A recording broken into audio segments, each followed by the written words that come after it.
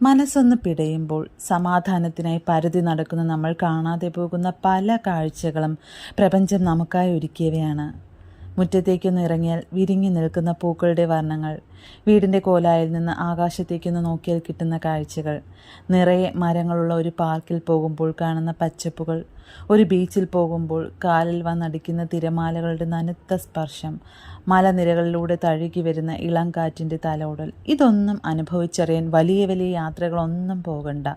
കുറച്ച് സമയം നമുക്കായി മാത്രം മാറ്റിവെച്ചാൽ മതി. വലിയൊരു മരത്തിനെ കെട്ടിപ്പിടിച്ച് കുറച്ചു നേരം നിന്ന് നോക്കൂ. നമുക്ക് കിട്ടുന്ന ആശ്വാസം പറഞ്ഞറിയിക്കാനാകാത്തതാണ്. മറ്റുള്ളവർ കാണുമ്പോൾ ചിരിക്കുമായിരിക്കും, അതൊന്നും കാര്യമാക്കേണ്ട. ചിരിക്കുന്നവരോടും അങ്ങനെ ചെയ്തു നോക്കാൻ പറഞ്ഞാൽ മതി. പ്രകൃതിയുമായി അടുത്തിടപഴകുമ്പോൾ നമ്മുടെ പല ആകുലതകൾക്കും സംശയങ്ങൾക്കുമുള്ള മറുപടി നമ്മുടെ ഉള്ളിൽ തന്നെയുണ്ടെന്ന് നാം തിരിച്ചറിയും. മനസ്സെന്ന മഹാത്ഭുതത്തെ, അതിൻ്റെ ശക്തിയെ നമ്മൾ അനുഭവിച്ചറിയും. സ്നേഹത്തോടെ, സ്വന്തം സംഗീത.